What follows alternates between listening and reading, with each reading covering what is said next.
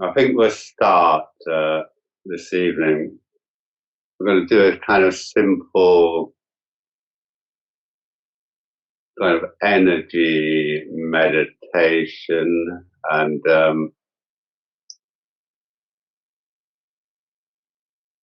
I've just made this up. Okay, so you can kind of make up your own, really. So just to kind of give you an idea, a lot of what we're doing on this retreat, like the practices, when were we? Oh God, I'm sorry, I can't remember when I did what, but like that little exercise we did when we were just breathing through the heart, for example.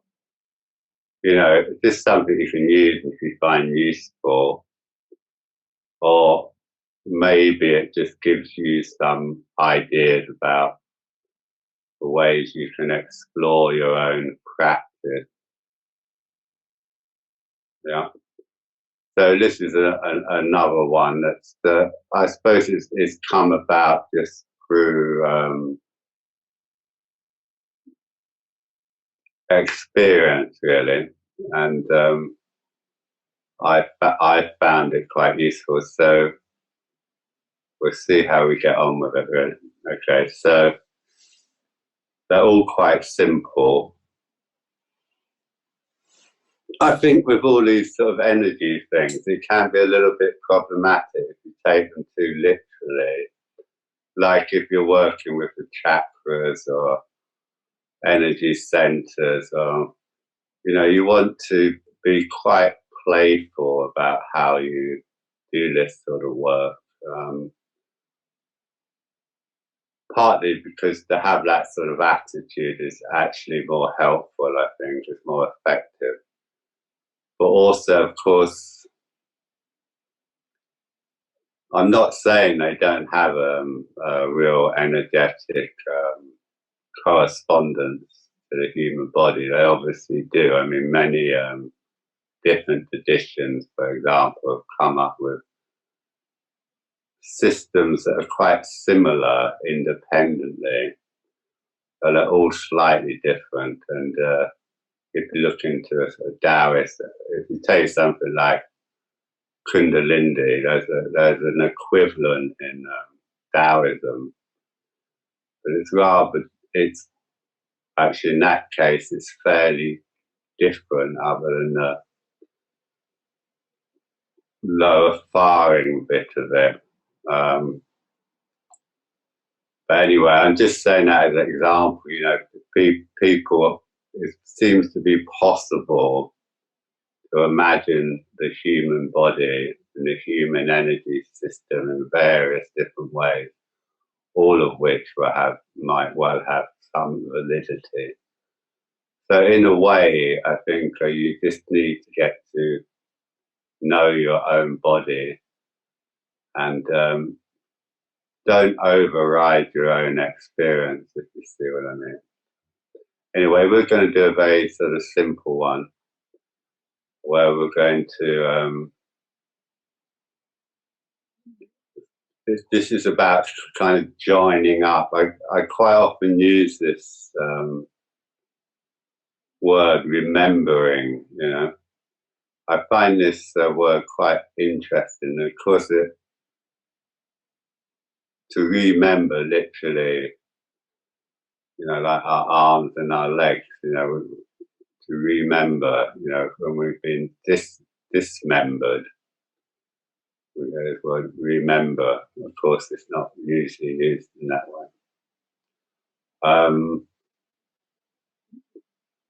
One of the in a lot of alchemical traditions, and to some extent in Buddhism as well, or at least in certain schools of Buddhism,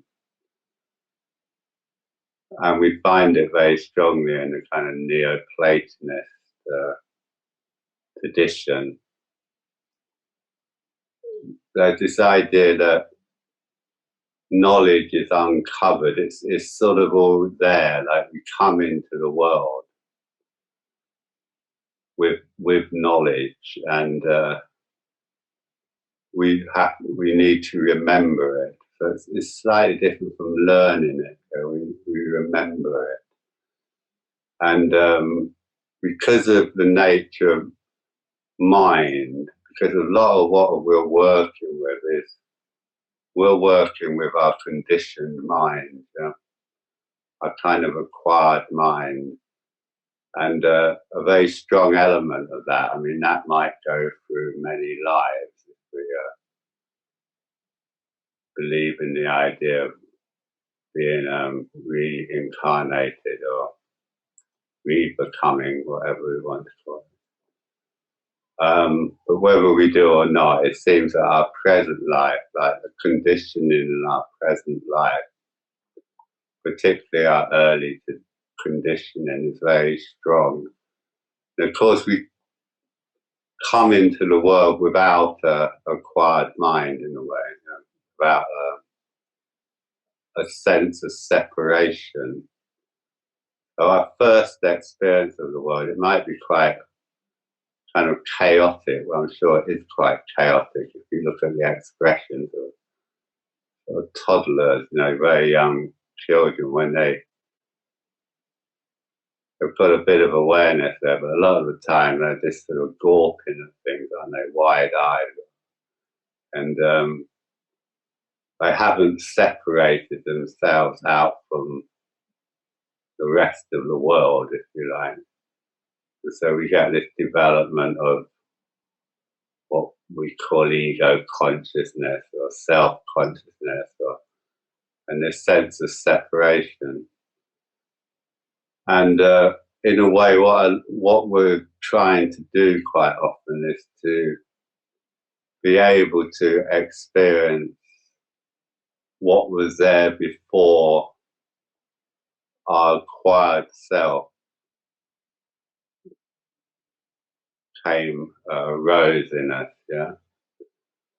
That doesn't mean we're going to lose our sense of self, but it means we have expanded.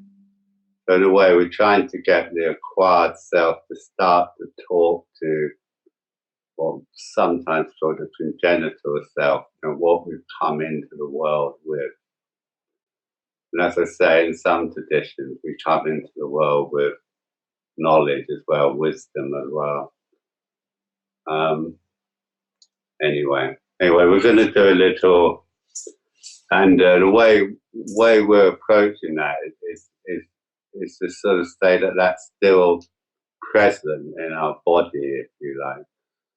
Of course, this separation between body and mind is completely false, but it's so ingrained in the Western culture, it's quite hard to speak about these things without falling into that kind of dualistic way of speaking. Anyway, I might say a bit more about it later, but let's get on with it. Okay, so take up your meditation postures as is coming familiar with you. Let's just be aware of the world around us to start with. Just a sense of where we are.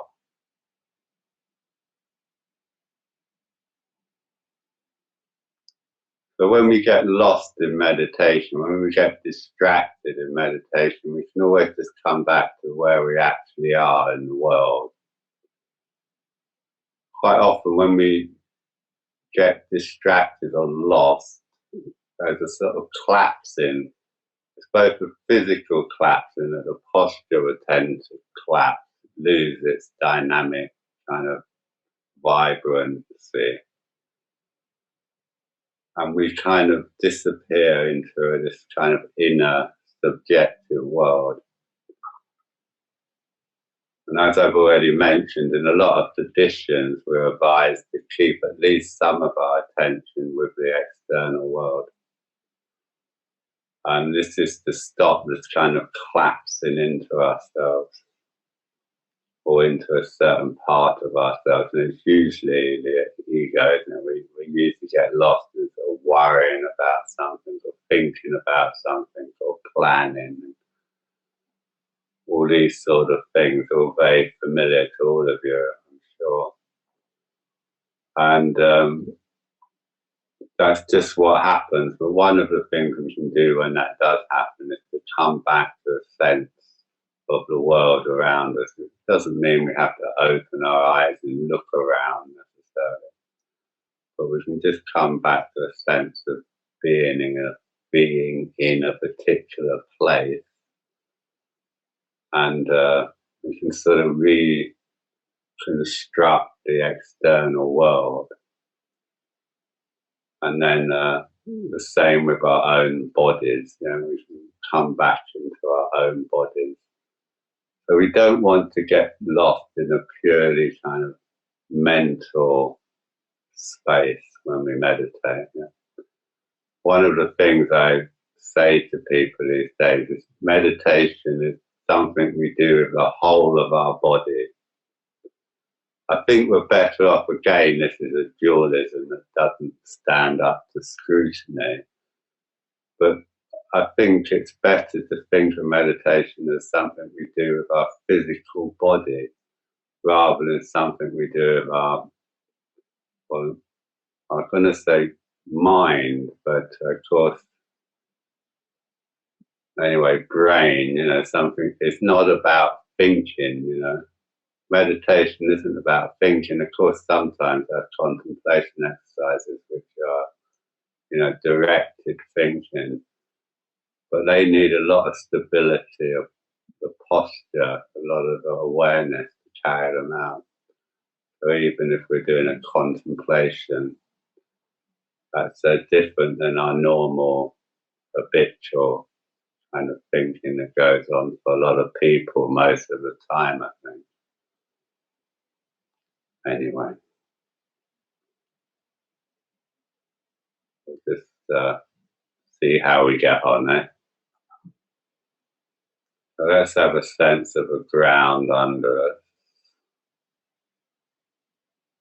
And as always, let's just see if we can just relax, let go in the legs.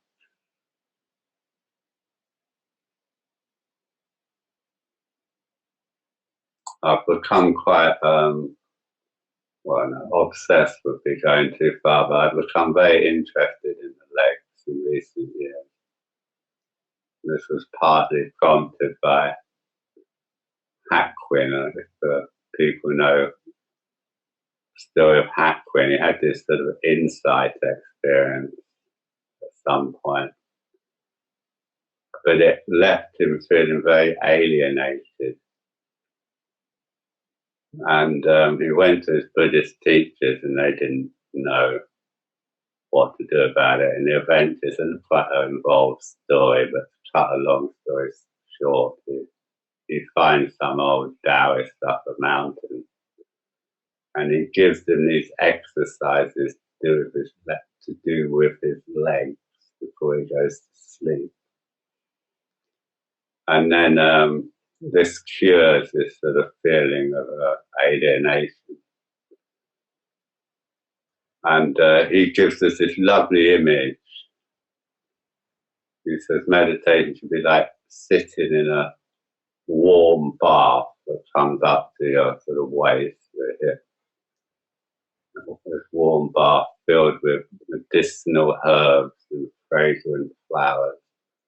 So it gives us this image of really relaxing the lower body. So anyway, as you breathe in and out, on the out breath, just let go in the hip.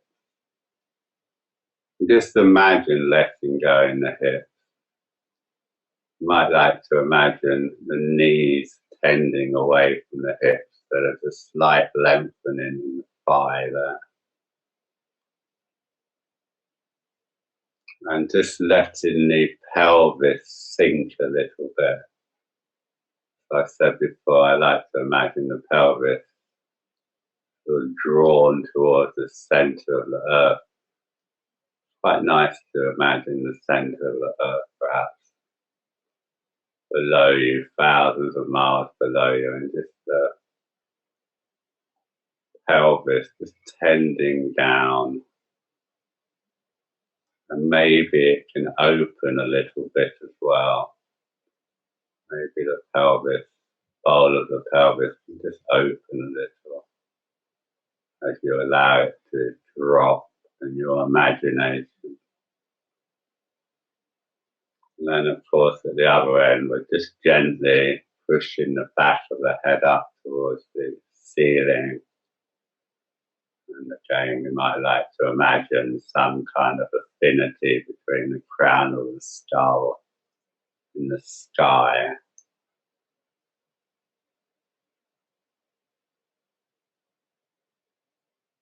And as though I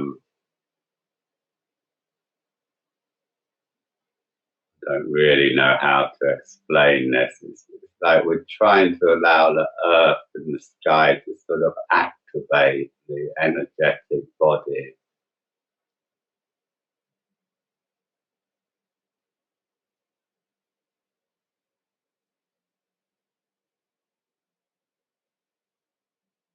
Bring a bit of awareness into the back of your body. So your awareness isn't all out in front of you. I think normally our awareness is mainly kind of projected out in front of us.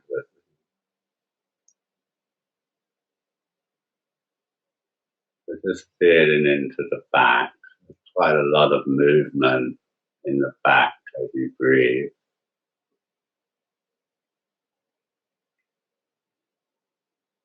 The face relax, shoulders relax. Make sure you've got a nice comfortable way with your hands, so the hands can be soft but at the same time alert. So we're looking for this sort of softening, but at the same time kind of alert, aliveness, a relaxed aliveness in the body.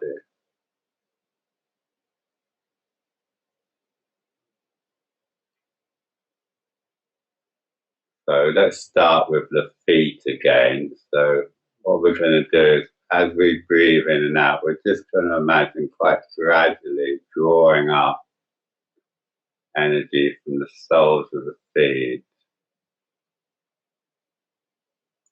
both legs at the same time. There's different ways of doing this, but we'll do it with both legs. So we're just breathing in and out, becoming aware of the soles of our feet.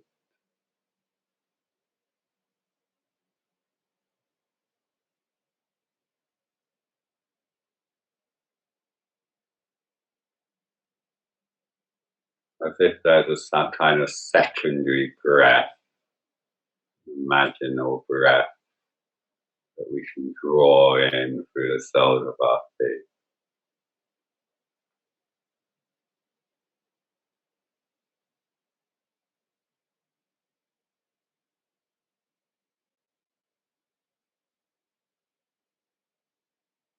And through, when you're ready, up through the ankles. So we're interested in what they feel like, sensational level.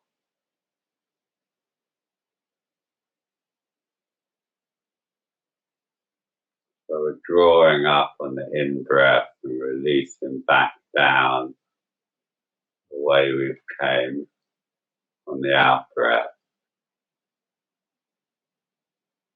Just imagine that the body is slowly filling with awareness. Body of your feet, and then through the ankles and into the lower leg.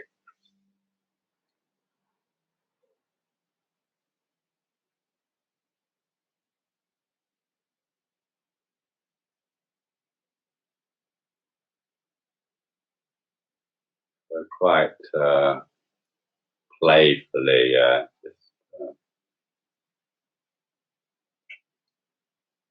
don't worry about what should or shouldn't be happening. Just go with it.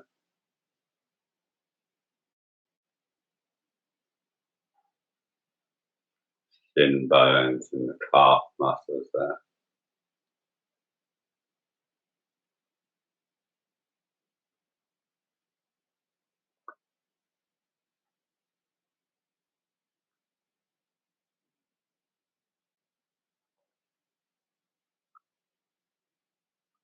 into the knees,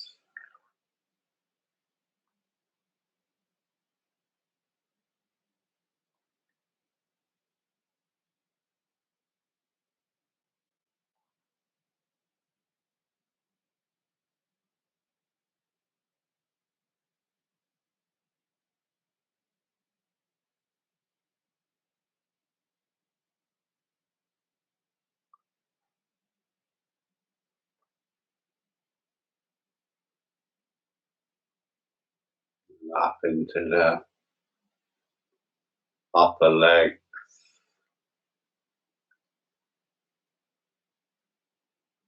So this is a particular area which we tend to hold in here.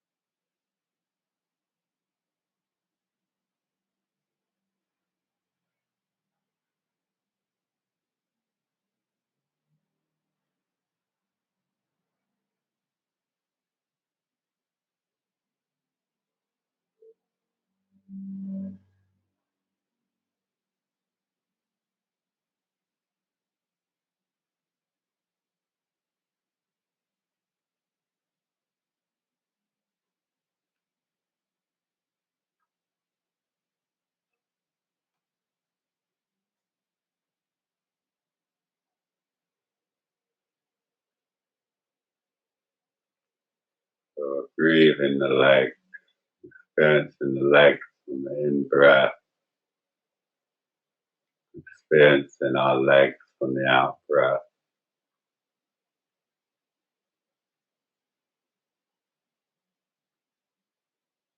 Into the buttocks, pelvic floor there.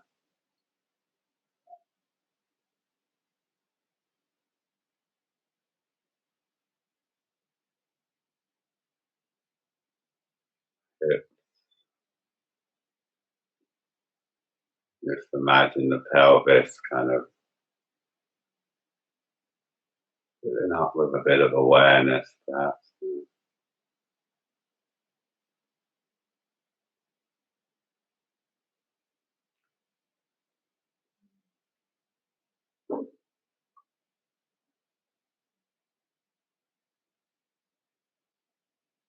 So then we're going to find a point somewhere between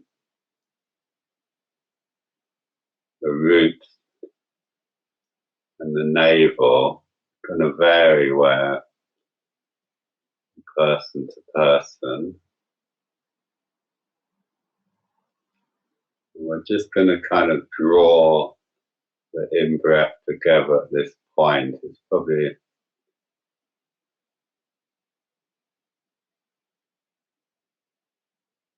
just see if you can find it. If you kind of come up from the perineum there, where you imagine the central channel, there might be a point where you feel you can comfortably kind of bring the breath together just in front of the central channel.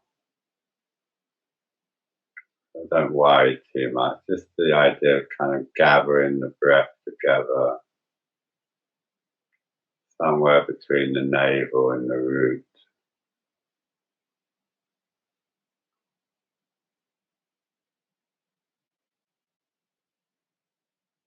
And then releasing back from that point down the leg.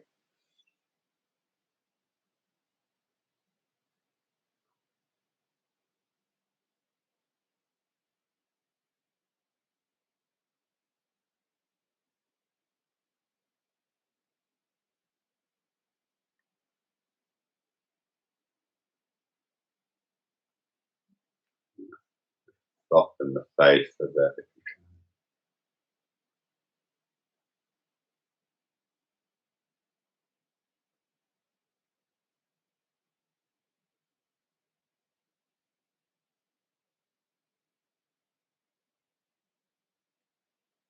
So we're just going to let that carry on its own.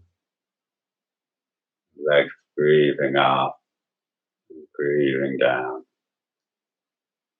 Sort of trust that that will carry on its own. We're going to bring our attention into the hands, probably starting with the palms of the hands. Could start with the back of the hands, whatever feels natural for you.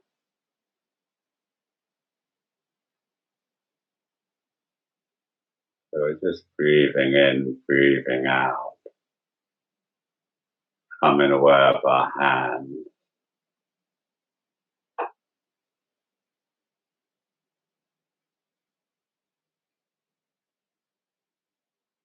Certain parts of the body that offer us quite easy access to the kind of energetic body. The hands are one of them.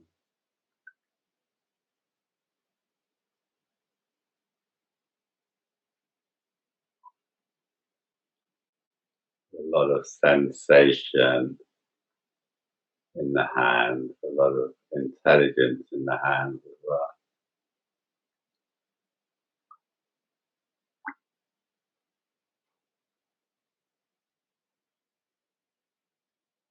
So just breathing in and out, experiencing your hands.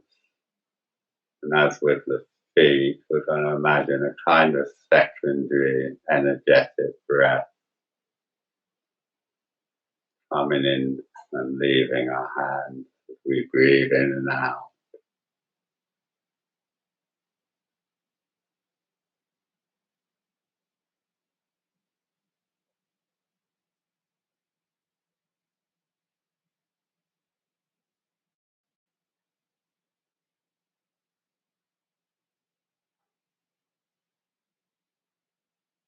And when you're ready, you can move through the wrists into the lower arms,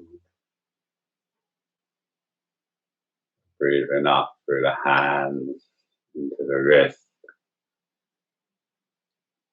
and into your lower arms.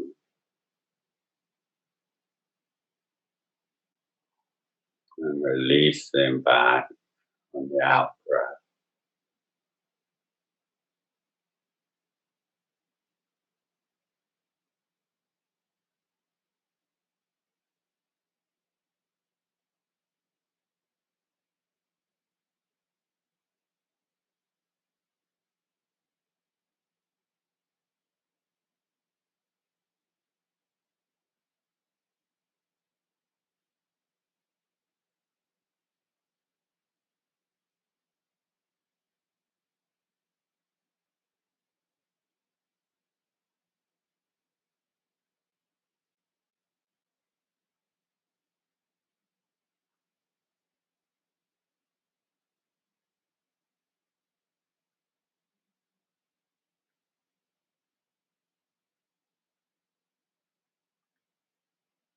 Into the elbows when you're ready.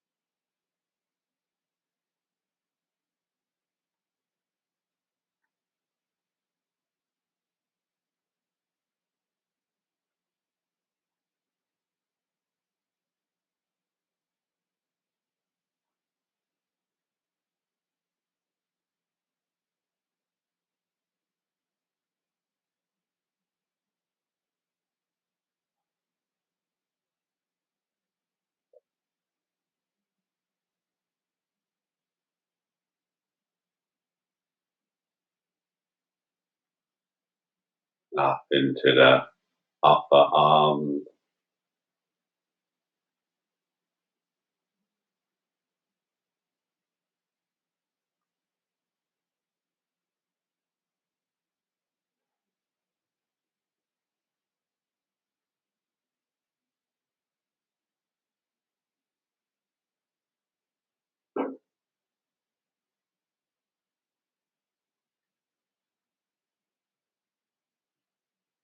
the shoulders there. So breathing from the hands up to the shoulders, and releasing back down from the shoulders to the hands.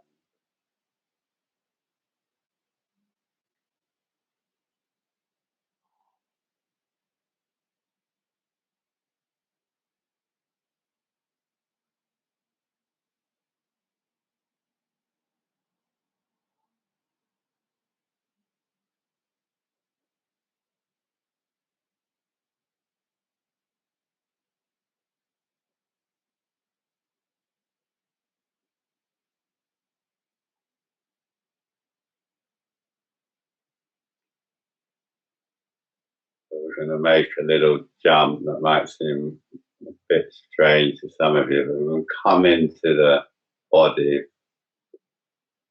and we're going to draw the breath down to the heart center.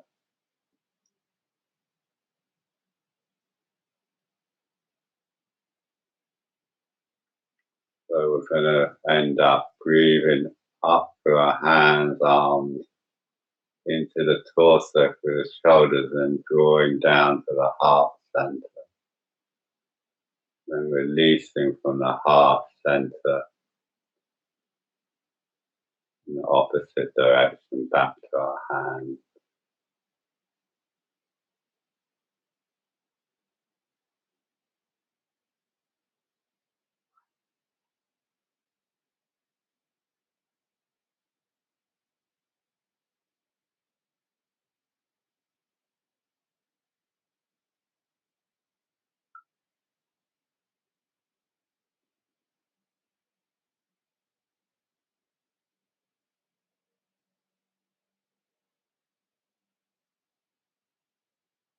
So we're just going to let that continue on its own. You might like to just check back quickly with your legs and see if they're still breathing away.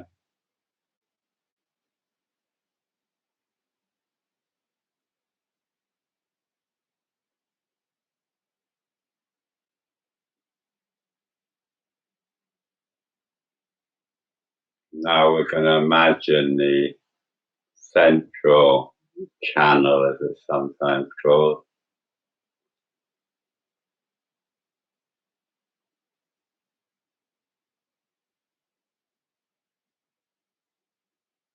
In some forms of Tibetan yoga, this is imagined as blue, a channel of blue light.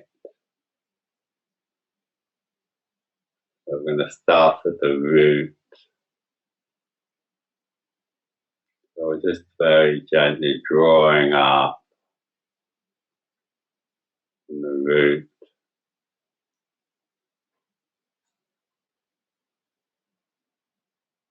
As we breathe in and out.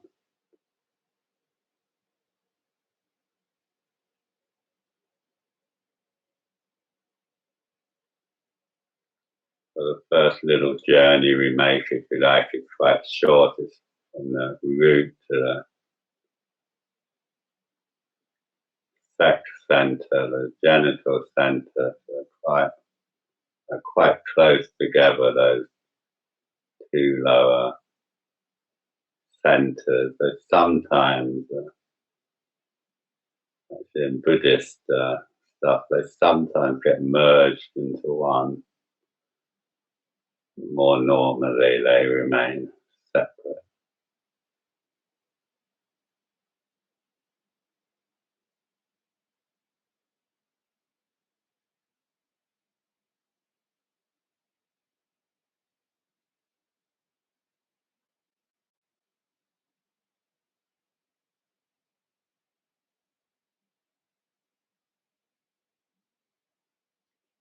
In your own time, just gently drawing up and releasing down as you move upwards along the central channel.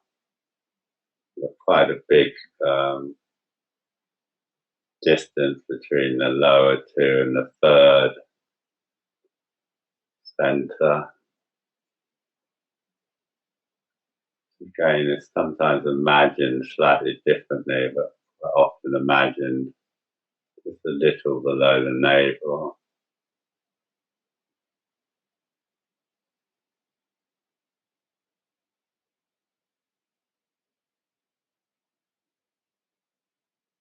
sometimes imagined as the navel. If you can find a place somewhere between the two lower, there seems to be a kind of energetic center. So imagine in this, probably just in front, maybe of the spine, maybe it encompasses the spine.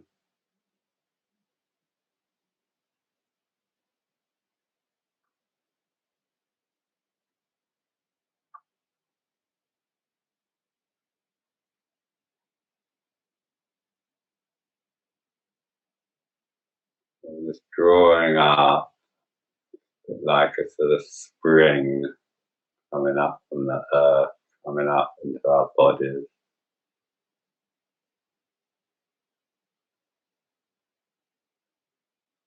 Keep the face soft.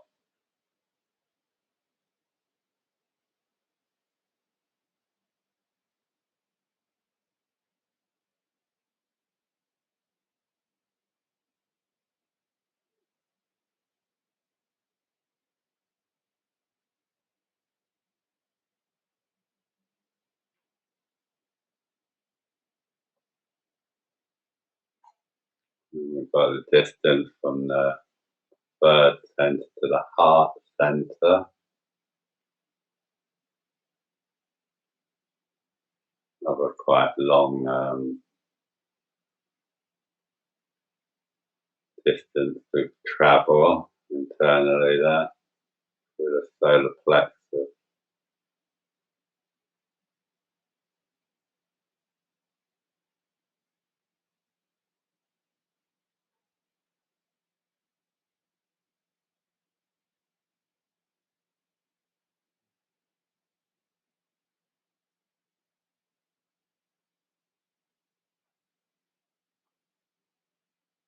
So drawing up, then releasing down as you breathe in and out. So we're linking it with our normal breathing to keep it kind of embodied, if you like. So it doesn't become just a kind of abstract.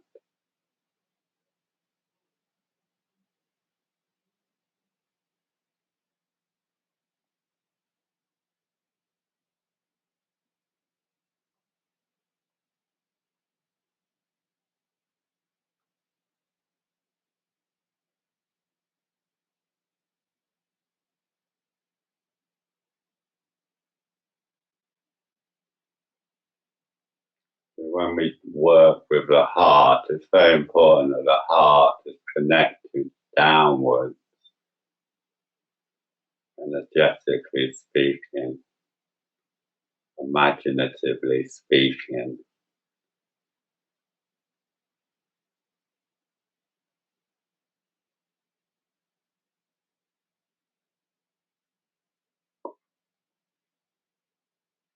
Otherwise, we just end up with a kind of sentimentality. The heart is still not connected with what's below it.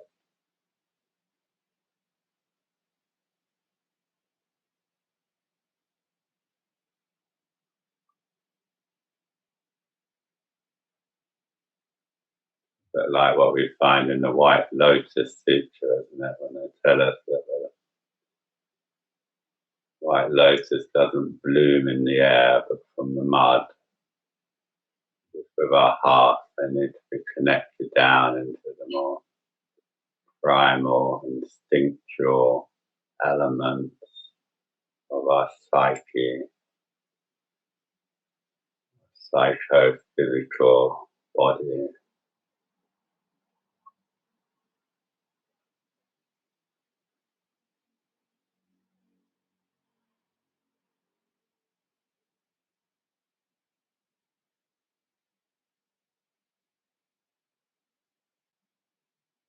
And when you're ready, it's quite a long journey that's coming up from the heart to the throat. We're breathing right up from the root to the throat now, through the heart center, through the other centers below it, not to the throat center.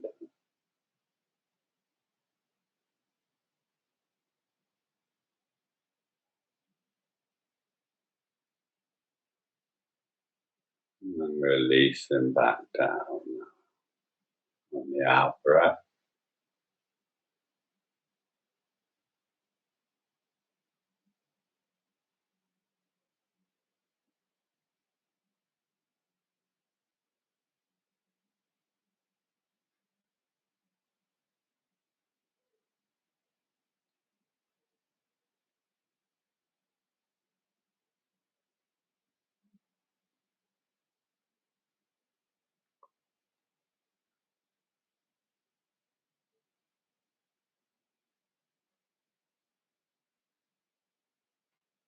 And from the throat up to the brow center, kind of right in the middle of the head, really. Quite far back from the actual brow,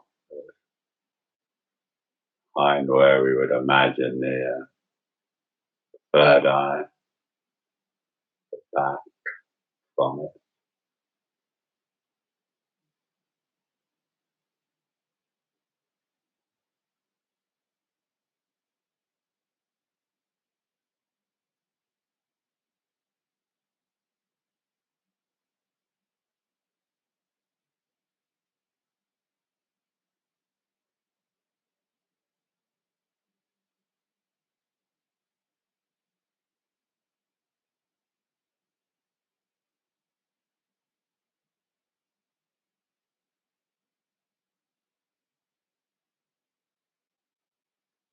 And finally up to the crown center. All these imagined centers should be sort of in line, fairly in line, along the center point of the body, the vertical axis of your body. So you've got this vine or this sort of centers sort of blossom off the central channel.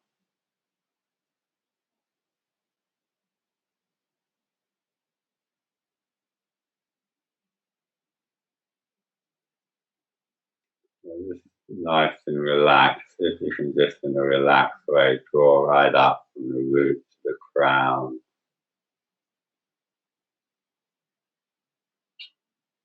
On the in breath and then release down from the crown to the root on the out.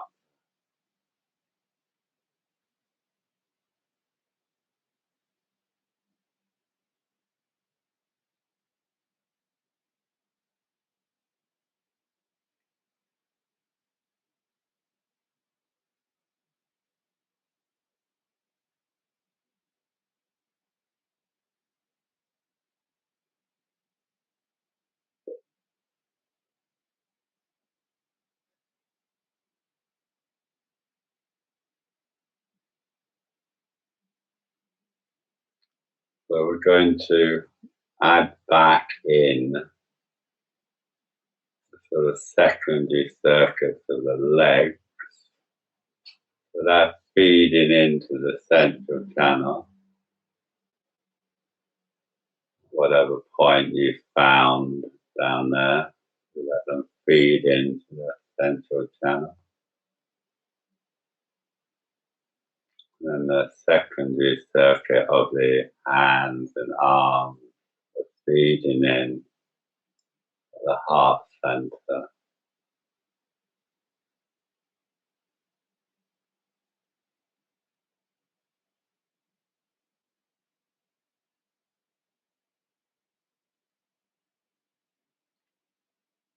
Now we're breathing in, experiencing them all together.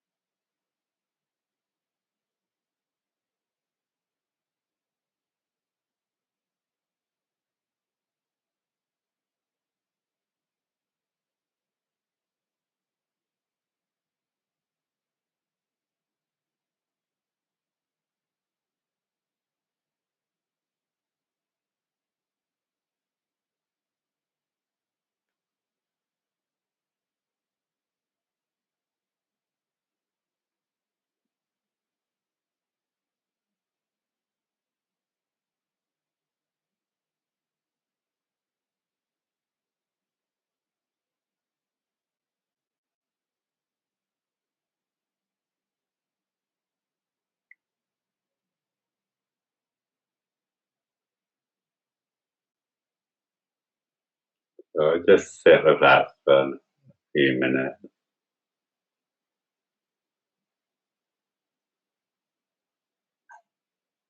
See if you can kind of relax and just sort of see if it can just go on its own.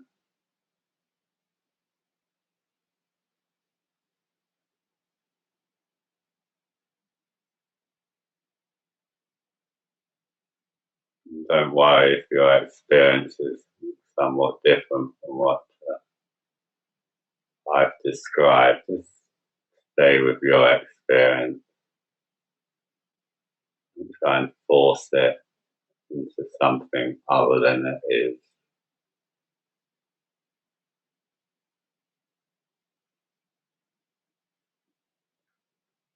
Sometimes these flows get reversed.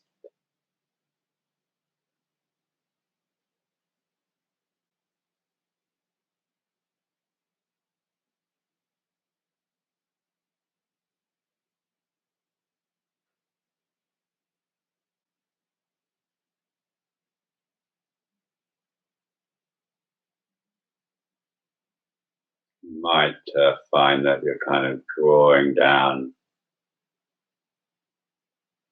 from above through the crown into the body on the out breath as you let go downward, kind of draws in energy from above, a bit of a different quality to it. But whatever, just see what all feels.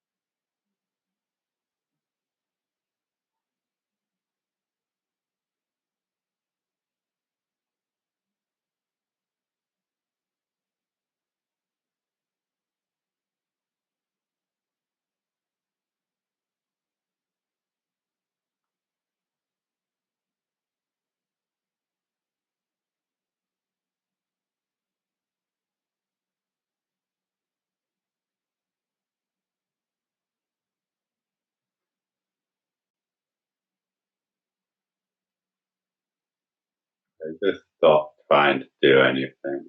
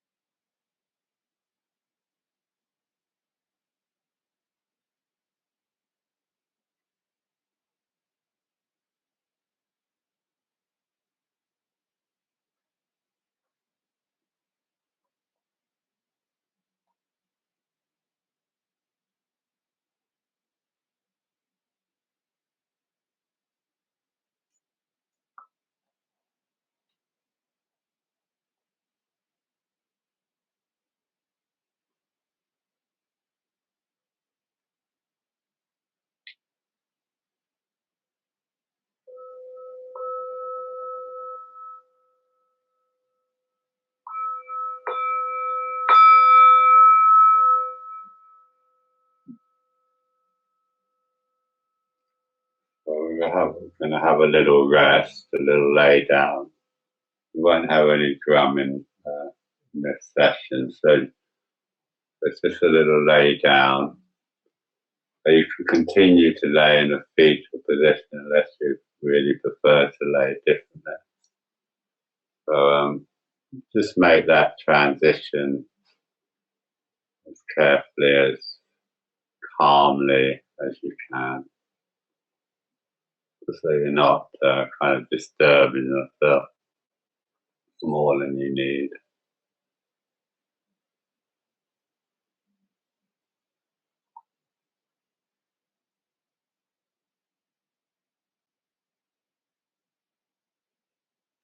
I'm going to join you laying down.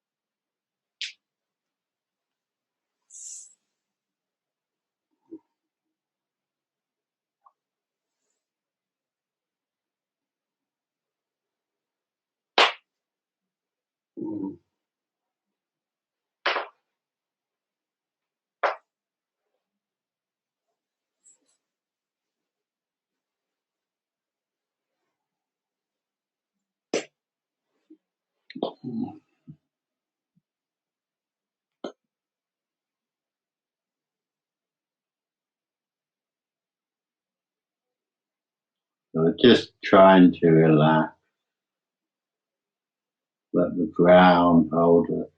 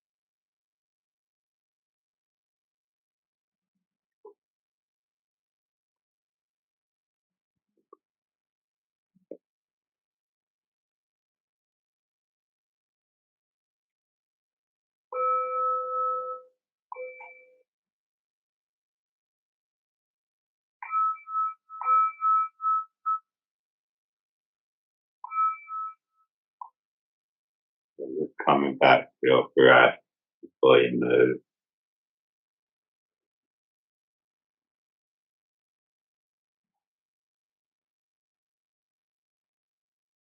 And when you feel ready, coming back into your meditation posture.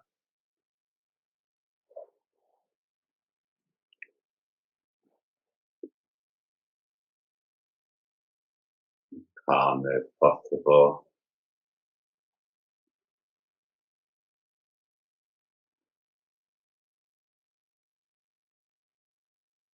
Re-establishing the posture,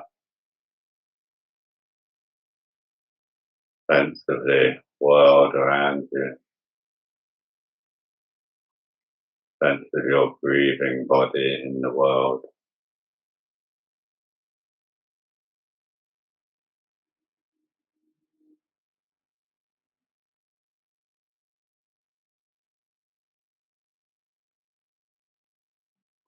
Finding our natural breath in the body.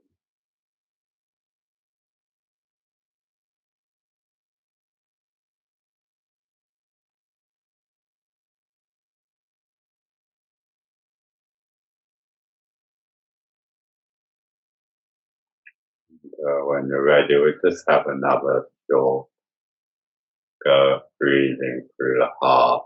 In case you weren't here this morning, with this, we're just following our natural breath. We just imagine a secondary breath moving from the back into through the back of the body, through the heart center, out to the front of the body, and in through the front of the body, out through the back, in through the back, out through the front, and so on. So we breathe out and in from the same side.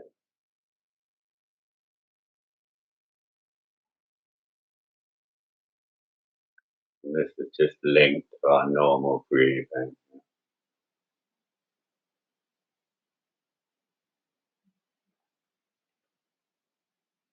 So just for 10 minutes or so.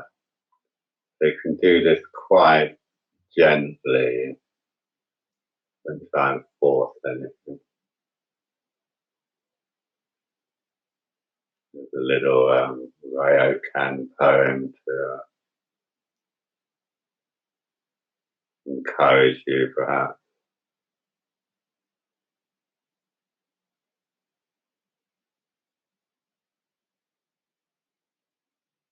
The rain has stopped.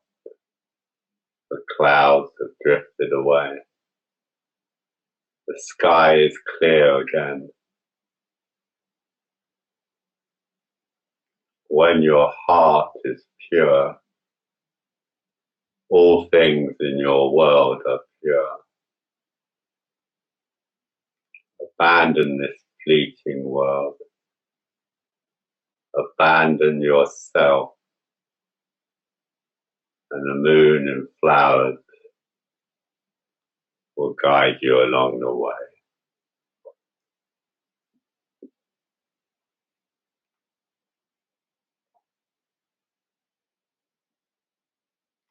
But just breathing the heart.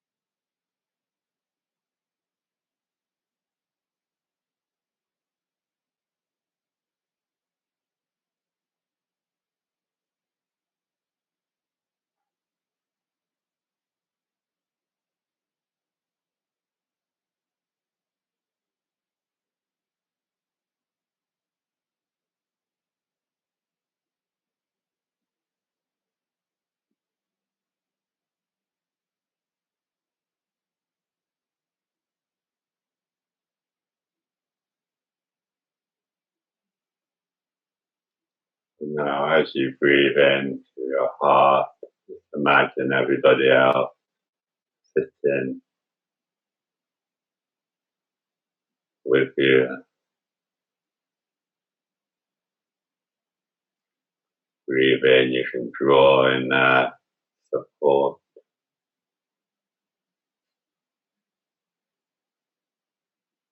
Breathe out, offer your love, support to them.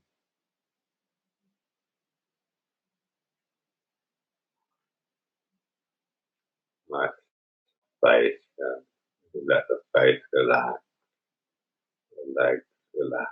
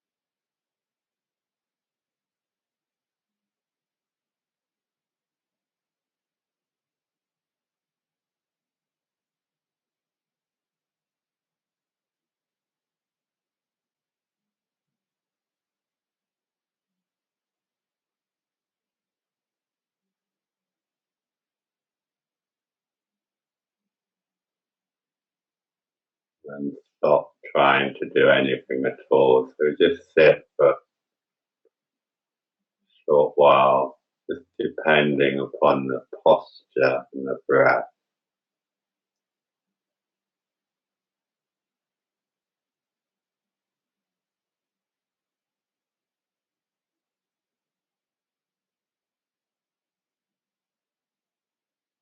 Just seeing what's there when we stop trying to do anything.